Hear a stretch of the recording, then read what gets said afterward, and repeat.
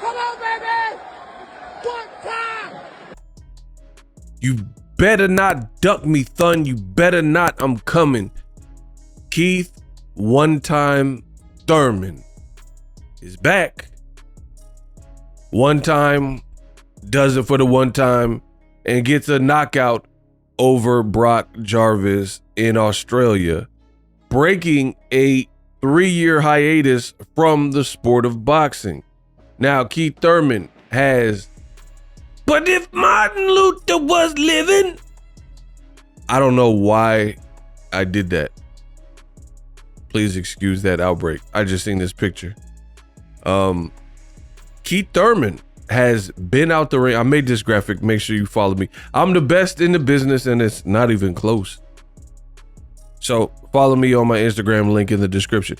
Keith One Time Thurman, he breaks that dry spell of inactivity, injuries. Some called him the Derrick Rose of boxing. He had been out of the ring exactly 1,131 days.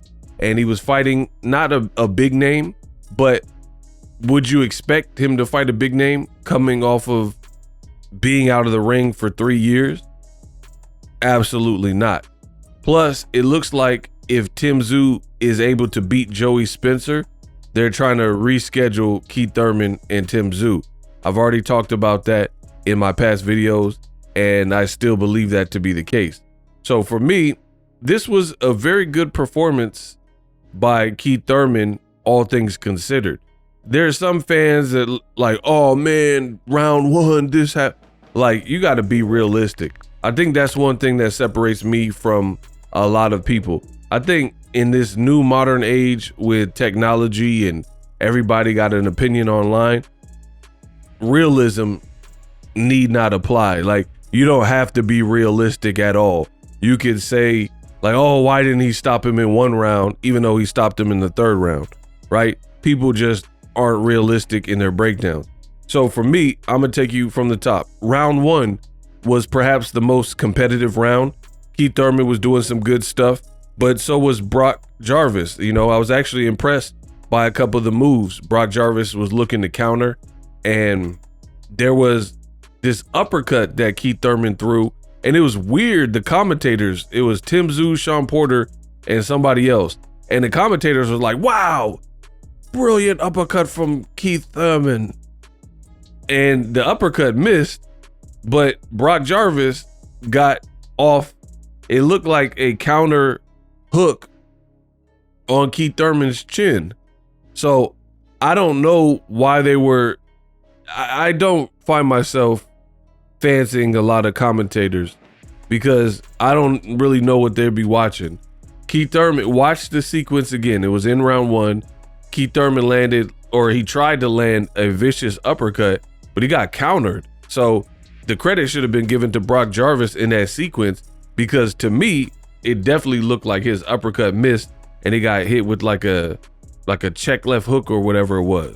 So Brock Jarvis, considering that he had not been at this level, he did all right in the first round. However, in the second round, it started to get away from him. Keith Thurman, being the senior fighter, being the more experienced, seasoned fighter, Keith Thurman, he was investing to the body, which I love, and he was landing some very hard body shots, chop down the tree. Because when you look at this Brock Jarvis dude, he looked in shape and he was big. He was bigger than Keith Thurman, and this is like newish division for Keith Thurman. Yes, he fought Carlos Quintana years ago and got a stoppage, but Keith Thurman is primarily fought as a welterweight. So this Brock Jarvis dude was in shape. He looked brolic, and he was bigger than Keith Thurman for sure. So Keith Thurman, he introduced some things in round two and made the proper adjustments. Keith Thurman started getting on his toes a bit, using his legs, some lateral movement, and that really just took the play away from Brock Jarvis. Jarvis didn't really know what to do when Keith Thurman started to introduce this level of movement, and was hitting him with hard shots, especially to the body, but also upstairs. And round 2 was a definitive Keith Thurman round for sure. Round 3 is the round it all ended. So Keith Thurman did good in that round, and he landed a bomb, got a funny reaction out of Brock Jarvis, and then the man Keith, he just started going ham, and he landed vicious bombs. It's like what Keith Thurman said to Shakur. He said, is he the nicest? Is he the nicest? When you ain't been in there with someone who dropped bombs like ISIS. Well, Keith Thurman was dropping bombs like ISIS. Look at this crispy uppercut. And the commentators like, ooh.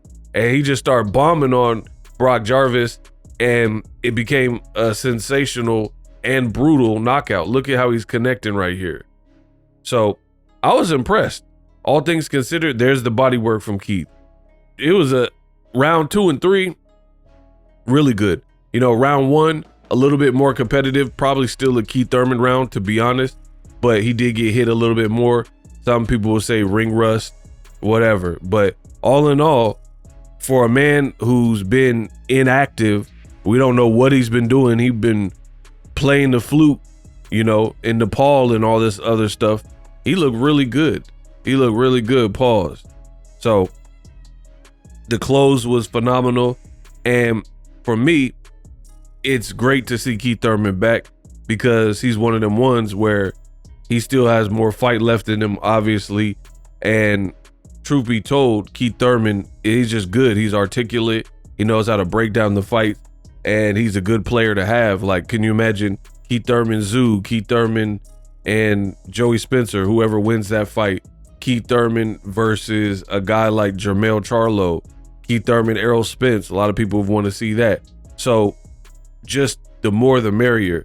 And having a talent like him, he only has 1 loss to Manny Pacquiao. I believe my party by I do. You know what I mean? So he lost to a Hall of Famer and definite legend in Pacquiao. That's his only loss. People sleep on that because of the inactivity and injuries and stuff, but didn't know too much about Brock Jarvis. Learned a little bit, but he was out of his depth.